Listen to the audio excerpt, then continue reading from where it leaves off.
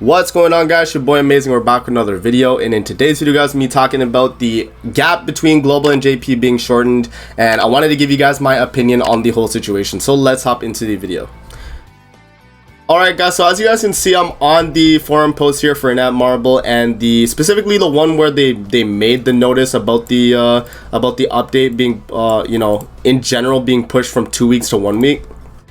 So with this gap being pushed to 1 week now, a lot of people have been having a lot of complaints, because now there's a few things we'll talk about. I think there's two main things that people have had issues with, which I've seen around the community. So the two things that they've had issues with that I've seen personally is, first thing is foresight, so seeing what banners are coming in the future, stuff like that. And then the second one is not being compensated for being pushed up. So there's the two things there. I agree with one of them and I disagree with the other. Let's talk about the first one being foresight. So Beats kind of explained this in this video here. So the free-to-plays have less time to save now, why nothing has changed video. I'll link that in the description. But this whole thing basically sparked from Beats' his initial video, this one. But basically, what he was talking about is that foresight isn't necessarily what we're seeing coming, like from Global to JP. Like if we're in this week right now, foresight meaning we could see what's coming in the future. And if we're like let's say we're 1 week behind JP, right? We know on the 28th we're getting Meliodas, right? So do we know what's coming for JP? Yes, we do, and we actually do know that because of leaks. We know that because of regions. We know that because of 70s leaks, and we do know these things because they mention it. So as you can see here, I had it highlighted already.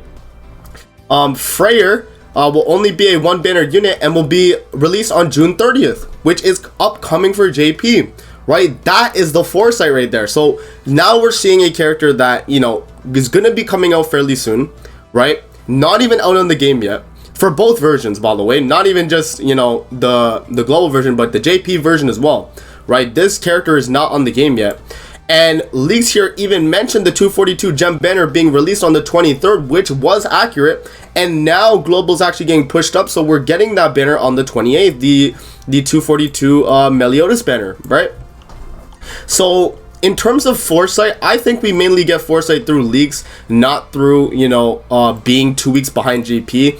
The only argument I guess you could make of that is oh, I can see the character's kit in advance, but we're only a week behind, guys. We have a whole week to still evaluate if the character's kit is good, So in terms of saving for the banner, you guys have to also understand, you don't have to summon day one the banner drops, man. You can wait till the end of the banner before you summon, Obviously it's a hard thing to do, but you can definitely wait till the end of the banner, right? No one's stopping you from summoning initially, and I talk about that in my gem videos too. So that's the first thing I wanted to address. Second thing is going to be compensation. I think we definitely should receive compensation. I'm all for compensation, especially with them pushing up our, the gap being from 2 weeks to 1 week now. We definitely need to get compensated for the week we lost, because JP's been had that week. I think it would be fair for the global players, if they were to give us let's say I don't know, what's a fair amount of gems, 80 to 100 gems for just this 1 week.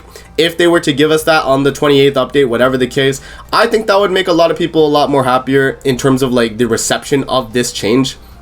I think overall it's a good thing, and from a content creator's perspective, I think it's a really good thing. Obviously, you guys know Beats kind of spoke his opinion about it as well, but in terms of me, no content creator bias or anything, the reason I want the game to be pushed up to where Korean and JP is because I want to experience the new content. I'm all for playing everything that's new, and I talked about this on my Twitter. You guys have probably seen it through other videos and such, Rigatoni and BSG made a video talking about kind of what I mentioned, but in in my tweets I was kind of rambling on, but I was saying I want to be able to experience the new content because it feels kind of not old, but it feels not new when we get the content on global, because I've already seen it on JP. I've already seen what the JP YouTubers have done. I've already seen what the character builds are. I've already seen all the info about it, you know what I mean? So it more so comes down to the point of I would probably have more fun on Grand Cross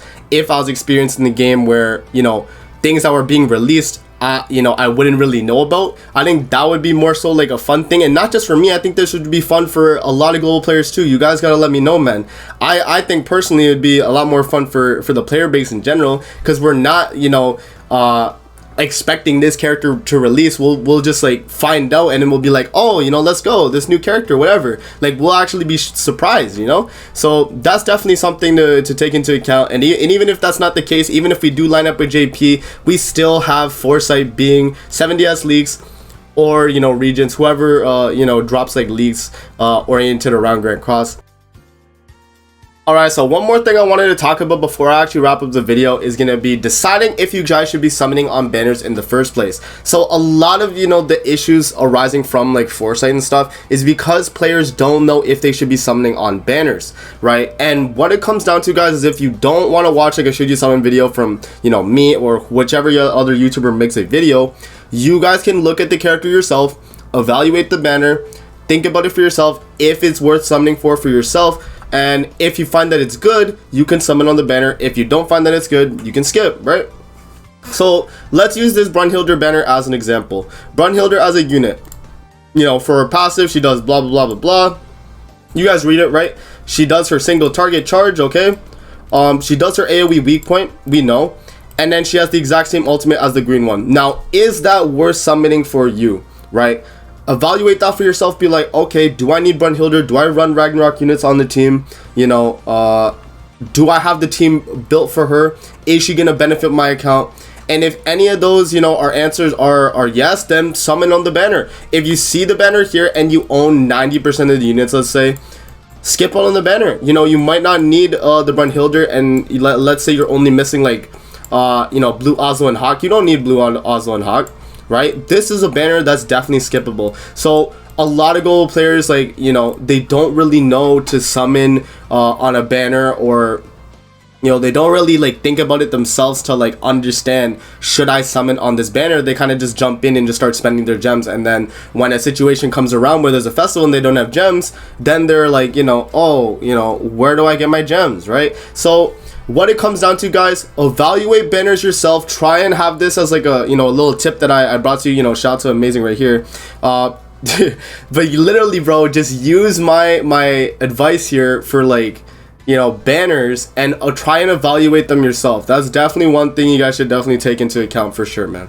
But yeah, man, that's like kind of the gist of it, guys. I don't want to keep the video too long, but that's basically my thoughts about it, man. I do think they should compensate us. I don't think this ruins Foresight.